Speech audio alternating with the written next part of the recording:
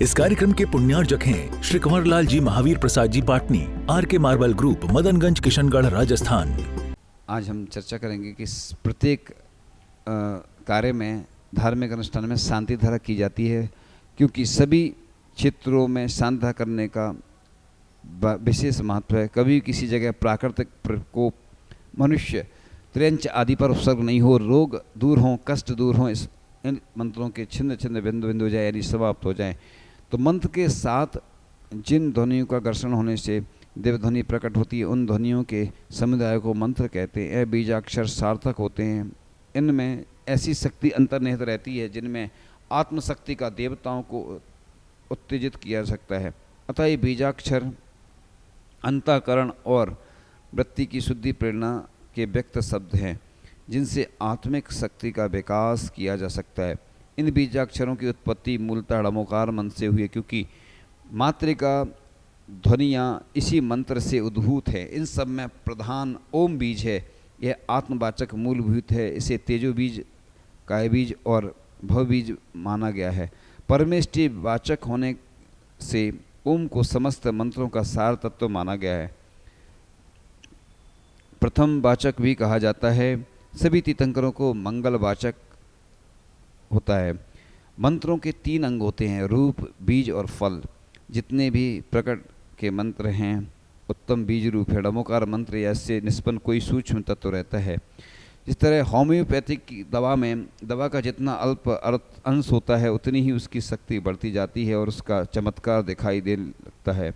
इसी प्रकार ड़मोकार मंत्र के सूक्ष्मीकरण द्वारा जितने भी सूक्ष्म बीजाक्षर अन्य मंत्रों के से निहित किए जाते हैं, उन मंत्रों में उतनी ही शक्ति बढ़ती जाती है। मंत्रों का बार बार उच्चारण किसी सोते हुए को बार बार जगाने के समान है। यह प्रक्रिया इसी के समान है जिस प्रकार किन्हीं 2 स्थानों के बीच में बिजली का संबंध लगा दिया जाए। साधक की विचार शक्ति स्विच का काम करती है और मंत्र शक्ति विद्युत लहर का। जब मंत्र सिद्ध हो जाता है तब आत्मिक शक्ति से आकृष्ट देवता मांत्रिक के समक्ष अपना आत्मसमर्पण कर देता है और उस देवता की सारी शक्ति उस मांत्रिक में आ जाती है। सामान्य मंत्रों के लिए नैतिकता की विशेष आवश्यकता नहीं है। साधारण साधक बीज मंत्र और उसकी ध्वनियों के घर्षण से अपने भीतर आत्मिक शक्ति का प्रस्फुटन करता है। तो वृषभनाथ से पुष्दंतनाथ तीर्थंकर पर्यंत धर्म की परंपरा अनवरत रूप से चलती रही, मगर पुष्दंत भगवान के तीर्थ में पाव पल्ल का अभाव रहा।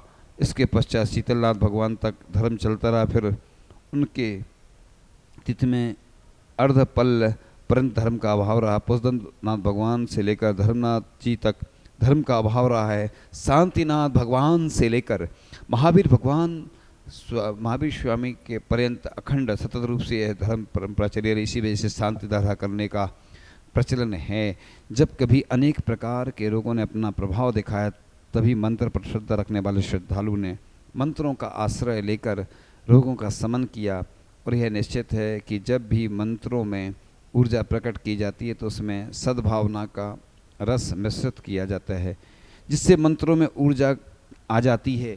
इसीलिए जब कभी भक्तगण प्रतिमा के ऊपर या बीजाक्षर से युक्त शांति धारा करते हैं और भावना करते हैं सभी परेशानियां दूर हों, इस भावना से शांति धारा करते हैं, विश्व के सभी जीवों को शांति प्राप्त होवे। और इस उद्देश्य को लेकर एक श्लोक भी बोलते हैं, जिसमें देश राष्ट्र सभी के लिए आपत्ति काल में एवं अन्य समय करते हैं।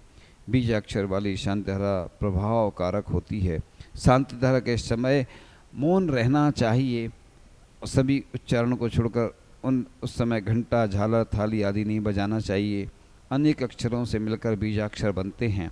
ऐसे बीजाक्षरों से संक्षिप्त अनंत अर्थों के ज्ञान से ज्ञानभूत अनेक चिन्हों से युक्त जो शब्द रचना होती है उसे बीज पद कहते हैं। ऐसा धवला पुस्तक 9 में कहा है। बीजाक्षर अनंत अर्थों से सहित होती है। ऐसी संक्षिप्त शब्द रचना वह होती है। इसको हम अच्छे ढंग से समझ सकते हैं और कर सकते हैं, क्योंकि ग्रंथों में ये सब संस्कार कहे गए हैं। क्योंकि संस्कार जो होते हैं संस्कृति के परिचायक नहीं, उसके न्यायोगी होते हैं। संस्कार नहीं तो संस्कृति नहीं। बात इतनी नहीं संस्कार सम्यक नहीं तो संस्कृति भी सम्यक नहीं, बल्कि संस्कार यदि बुरे पड़ जाएं तो निश्चय मानिए संस्कृति भी अच्छी नहीं हो पाएगी। इसलिए संस्कारों की सजगता समृद्धशाली संस्कृति के लिए आवश्यक है। जब संस्कार समृद्ध होंगे तो निश्चय मानिए संस्कृति भी समृद्ध होगी। कुछ लोग कहते हैं कि संस्कार बंधन बनते हैं, पर मुझे लगता है संस्कार बंधन नहीं होते, संस्कार तो परंपरा के पोषक होते हैं। कई बार तो ऐसा भी लगता है कि संस्कारों से परंपरा बनती है, पर कई बार लगता है कि परंपरा के संस्कारों से जीवन बनता है। जीवन बनता ही नहीं, वह अपने चरम लक्ष्य की पूर्ति तक पहुंचता है। इसलिए मुझे तो लगता है कि संस्कार मानवीय जीवन की आधार भूमि है। संस्कार सजग और सम्यक हों तो निश्चय है कि जीवन की गति भी अपने चरम लक्ष्य के प्रति सजग और सम्यक होगी, बल्कि उसे पाकर ही रहेगी। इस प्रकार इस संस्कार जिस प्रकार जल में घुलने वाली मिट्टी का घड़ा अग्नि के संस्कार से जल धारण की क्षमता प्रकट कर लेता है, उसी प्रकार सुसंस्कारों से संस्कार आत्मा भी गुणों को प्रकट करने की प्रभाव क्षमता प्राप्त करता है। और संस्कार प्रत्येक वस्तु एवं व्यक्ति पर अपना प्रभाव डालते हैं। निजी वस्तु भी जहाँ संस्कारित होकर सामान्य से विशेष हो जाती है, वही व्यक्ति भी सुसंस्कार प्राप्त कर महानता प्राप्त करते हैं। संस्कारों की सभी को अनिवार्य आवश्यकता होती है। जब तीर्थंकर प्रकृति का बंध करने वाला जीव जन्म लेता है तो गर्भ में आने के पहले से ही इसे संस्कारों की भूमिका प्रारंभ हो जाती है। तब तद्भव मोक्षगामी जीव को भी संस्कारों की आवश्यकता होती है, क्योंकि दीक्षा के संस्कार के बिना उसकी कर्म ध्वंसन की प्रक्रिया प्रारंभ ही नहीं होती। तब फिर सामान्य व्यक्तियों के संदर्भ में तो संस्कार का महत्व और अधिक बढ़ जाता है। वर्तमान में व्यक्ति संस्कारों की सम्यक प्रक्रिया की जानकारी न होने से व्यस्तम जीवन शैली के कारण संस्कारों के लाभ से वंचित हो रहा था। व्यक्ति और समाज के निर्माण की भावना से संस्कारों के लाभ, आवश्यकता, उद्देश्य एवं विधि की जानकारी जन जन तक पहुंचाने के उद्देश्य से यह सब हमें करना चाहिए, क्योंकि संस्कार नहीं होंगे तो हमारा जीवन कभी अच्छा नहीं बन सकता है। इसलिए संस्कारों को हम जीवित अपने जीवन में अवश्य रखें। क्योंकि देखो पहले लोग चोटी रखते थे, वो एंटीना होता था, उससे व्यक्ति के अंदर पावर आता था, ऊर्जा आती थी। टोपी पहनते हैं तो उससे भी पिरामिड का एक आकार हो जाता है। पगड़ी लगाते हैं, तिलक चंदन लगाते हैं।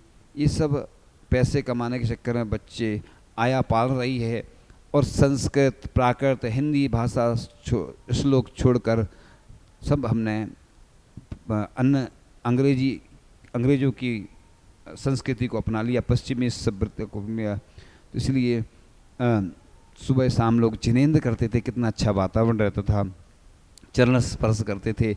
आज घुटने स्पर्श करने लगे हैं। यह क्या हो रहा है? जिस तरह से बदल रहे हैं तो ऐसा लगता है कि जल्दी ही समाप्त होने वाले हैं। हमारी परंपराएं मिटती जा रही हैं, कहाँ लुप्त हो गई गुरुकुल की चोटी। इससे बुद्धि बढ़ती है। हम अपने संस्कारों से विमुख हुए इसी कारण विलुप्त होते जा रहे हैं। तो अपन देश के अंदर और बाहर देश को एक ही ना, ये तो अन्य संस्कृति जो हमारे ऊपर हावी हो रही हैं उसको हमें कैसे बचाना है, ये सब हमें ध्यान रखना है। इस प्रकार जीवन को संस्कारित करने में हमारे संस्कार बहुत, अगर आज देखा जाए तो संस्कार न मात्र अंतिम संस्कार जीवित है और सारे संस्कार मृत्यु को प्राप्त हो चुके हैं।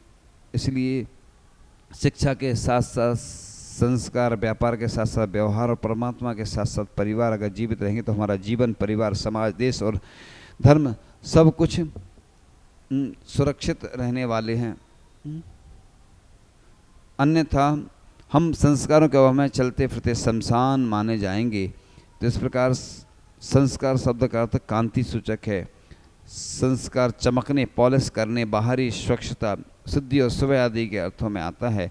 मानव संस्कार हृदय की उस चमक या शोभा का द्योतक है जिससे मनुष्य का रहन सहन, भावना, बुद्धि, व्यक्तित्व समाज में दीप्त हो उठता है।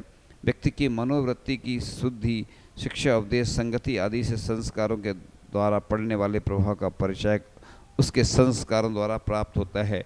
जैसे मणियाँ खदान से आकर प्रकार कांति और सौंदर्य से रहित अवस्था में मिलती हैं। फलतः उनका मूल्यांकन करने में प्राय त्रुटियाँ हो जाती हैं, किंतु उन संस्कारहीन मणियों के सुयोग्य संस्कार में उनके आकार प्रकार चमक दमक सौंदर्य का विकास होता है। उससे आकार प्रकार चमक दमक सौंदर्य का विकास होता है, जिससे उनका मूल्यांकन में सरलता होती है और वे बहुमूल्य सिद्ध हो जाती हैं। यह उनकी बहुमूल्यता संस्कारों के द्वारा आती है। वैसे ही 4 गतियों और 84 लाख योनि रूप खदानों में संसारी प्राणियों का भ्रमण होता रहता है। इस संसार भ्रमण के चक्कर में मनुष्य पर्याय अपने आप में महत्वपूर्ण है, जिसमें जन्म काल से बालक विवेक के अभाव में गुणहीन, ज्ञानहीन, सदाचारहीन, अशुद्ध और अव्यवस्थित जीवन वाला होता है, परंतु यही से उसके संस्कारों की शिक्षा दीक्षा भी प्रारंभ होती है। शिक्षा दीक्षा आदि संस्कारों से बालक गुण रूपी कांति और सदाचार रूपी सौंदर्य प्राप्त करते करते कब पालक बन जाता है, ऐसा कहा जाता है। मानव के व्यक्तित्व का विकास होना ही संस्कृति या संस्कार है। संस्कार उसे कहते हैं जिसके संपन्न होने पर पदार्थ किसी प्रयोजन के योग्य हो जाता है। योग्यता को विकसित करने की क्रिया को संस्कार कहते हैं। जिनके द्वारा गुणों का विकास हो अथवा दोषों का निराकरण होते संस्कार कहते हैं। जिस शिक्षा से मनुष्य का हित करने, एकता तथा सामंजस्य बनाने, दीन दरिद्र असहाय अनाथ की सहायता करने के विचार उत्पन्न होते हैं और आध्यात्मिक गुणों का विकास, वृद्धि और समृद्धि होती है, उसे इस शिक्षा को संस्कार कहते हैं। दोषों को दूर करके गुणों को ग्रहण करना ही संस्कार है और सोमय जीवन को स्वर्णमय बनाना या स्वर्ण रूप में परिणमित करना ही संस्कार। इसलिए संस्कार की भूमिका पारसमणि जैसी है। अपने देश, कुल एवं ऐतिहासिक पुरुषों की संस्कृति को, उत्तम परंपराओं को जीवित बनाए रखने की भावना ही संस्कार है। संतान को संस्कार करें और कौटुंबिक जीवन को विकसित करने की एक मनोवैज्ञानिक एवं धार्मिक क्रिया पद्धति को संस्कार कहा जाता है। वे सभी सद्गुण जो एक पुरुष को आम पुरुषों की भीड़ से पृथक कर महापुरुषों की श्रेणी में लाते हैं, संस्कार का अंग बनते हैं। आत्मा, शरीर एवं वस्तुओं की शुद्धि हेतु समय समय पर जो विशेष कार्य किए जाते हैं वे संस्कार कहलाते हैं।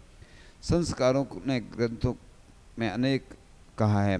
तो जन्म से कोई व्यक्ति श्रेष्ठ या महान नहीं बनता, किंतु संस्कारों से वह श्रेष्ठ या महान बनता है। इन संस्कारों के विषय में हम लोग अपरिचित रहते हैं इसी बात में, इसलिए ये सब हमें करने की आवश्यकता होती है। इस प्रकार धर्म सत्संस्कारों से पवित्र होती है, वह आत्मा वही कुसंस्कारों से अपवित्र हो जाती है तथा व्यक्ति को आत्मशुद्धि के लिए अपनी आत्मा को संस्कारित करना चाहिए। धर्म और संस्कृति व्यक्ति के के आधार से चलती है। अतः व्यक्ति के साथ संस्कार का बहुत महत्व है। संस्कार से संस्कृति सुरक्षित रहती है और संस्कृति से समाज सुरक्षित रहता है। व्यक्ति के जीवन की संपूर्ण प्रवृत्तियाँ उसके संस्कारों के अधीन होती हैं। जिस प्रकार से खान से निकलने वाला पाषाण संस्कारित होकर परमात्मा बनकर पूज्यता प्राप्त कर लेता है और मिट्टी, ईंट, चूना आदि को संस्कारित करने से उससे महल बन जाता है, उसी प्रकार से जीव का माता के गर्भ में आते ही उसे संस्कारित किया जाए तो वह समय आने पर योग्य मनुष्य बन जाता है।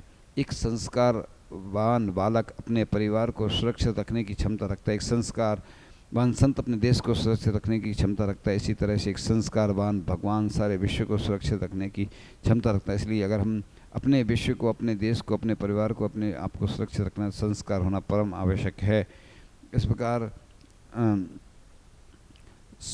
स्वर्ग नरक आदि की 84 लाख योनियों के सुख दुख को सामना करना पड़ता है। इसलिए जिन कार्यों को करने से स्वपर का हेतु ऐसे कार्यों करने की भावना रखना सुसंस्कार है। परोपकार, दया, करुणा, देश हित, पाप निवृत्ति एवं अच्छे कार्यों में प्रवृत्ति होना ही सुसंस्कार है। कुसंस्कार अविद्या के अभ्यास रूप संस्कारों से मन स्वाधीन रहकर विक्षिप्त हो जाता है। जिन कार्यों से जीवन पतित हो जाता है या निंदित होता है वे कुसंस्कार कहलाते हैं। अब असंस्कार क्या कहलाते हैं? और जो व्यक्ति अपने जीवन के बारे में कुछ नहीं जानता, जहाँ कहीं कुछ भी क्रियाएं करता है, अदवा तदवा बोलता रहता है, भक्ष्य भक्ष खाता रहता है, वह असंस्कारित कहलाता है। अब इस प्रकार से कुल परंपरागत संस्कार भी होते हैं जो दादा परदादा माता पिता आदि के क्रम से चली आई हुई अच्छी बुरी आदतें, ये कुल परंपरागत संस्कार कहलाते हैं। माता पिता से प्राप्त संस्कार गर्भावस्था से ही माता पिता द्वारा दी जाने वाली अच्छी आदतें, शिष्टाचार, कुलाचार, विनय आदि की शिक्षा माता पिता से प्राप्त संस्कार हैं। संगति से प्राप्त संस्कार अच्छे बुरे जड़ चेतन के कारण संयोग वियोग से जीवन में आने वाले परिवर्तन, स्मृतियाँ एवं उनसे होने वाले कर्म रूप संस्कार संगति से प्राप्त होते हैं। गुरु से प्राप्त संस्कार 5 वर्ष की उम्र में गुरुजन अध्येता की उनकी कुल जाति वय के योग्य अस्त्र शस्त्र आदि अनेक विद्याओं में दक्ष करने, अहिंसा, न्याय, नीति, उदारता, दान, शील, संतोष आदि गुणों से संस्कार करते, इस प्रकार वे गुरु से प्राप्त संस्कार होते हैं। साधक और आराधक को साधना एवं भक्ति का प्रभाव, एकाग्रता एवं आस्था के द्वारा मंत्रों के संस्कारों से गुणों की स्थापना करने से पूज्यता प्राप्त हो जाती है। जैसे मंत्र संस्कार से पाषाण भगवान बन जाते हैं। गुरुओं द्वारा मंत्र संस्कार को प्राप्त कर व्यक्ति महाव्रत पालन करने वाला साधु बन जाता है, अर्थात सामान्य वस्तु या व्यक्ति मंत्र संस्कार से विशेष बन जाता है, पूज्यता को प्राप्त कर लेता है। अगृहीत संस्कार यानी पूर्व भव के बैर, प्रीति, उपकार, अपकार एवं शुभाशुभ कर्म में से परस्पर में तदनुरूप कार्य स्वभाव से ही होते हैं। पूर्व भव के स्नेह रूप संस्कार के कारण इस भव में भी राधो वेश पूर्वक द्रौपदी और अर्जुन का संयोग हुआ।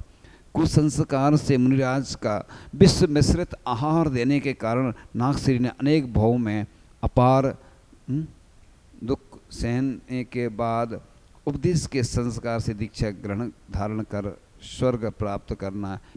पूर्व बैर के कारण धूमकेतु नामक देव ने प्रद्युम्न का अपहरण कर लिया और प्रद्युम्न के पुण्य एवं प्रीति के कारण कालसंबर और कनकमाला के यहाँ पालन पोषण हुआ। पूर्व प्रीति के कारण माँ के समान पालन करने वाली कनकमाला प्रद्युम्न के रूप यौवन पर मोहित हो गई। इस सब पूर्व बैर और प्रीति के कारण बस होने वाले कृत्य हैं। पूर्व में किए गए अपकार का बदला अगले भव में धूमकेतु देव ने लिया तथा पूर्व भव में किए उपकार का प्रतिफल उसको संबोधन कर उसका उपकार किया। पूर्व भव के पुत्रों ने चांडाल और कुंती को संबोधन किया जिससे चांडाल देव हुआ, कुंती राजपुत्री हुई। स्वयंवर के समय उस देव ने संबोधन किया जिससे उसने दीक्षा ले ली। इस प्रकार अनेक संस्कार होते हैं। तो गृहीत संस्कार में गर्भाधान आदि संस्कार किए जाते हैं। नेमिनाथ भगवान के जन्म के समय दिक् कुमारियों ने जात कर्म, जन्म समय कृष्ण का नंदगोप के यहाँ जात संस्कार हुआ। जात कर्म के द्वारा शेष संस्कार दिए जाते हैं जिससे शरीर और उसके मन पर प्रभाव पड़ता है। इस कार्यक्रम के पुण्यार्जक हैं श्री कंवरलाल जी महावीर प्रसाद जी पाटनी, आर के मार्बल ग्रुप, मदनगंज, किशनगढ़, राजस्थान।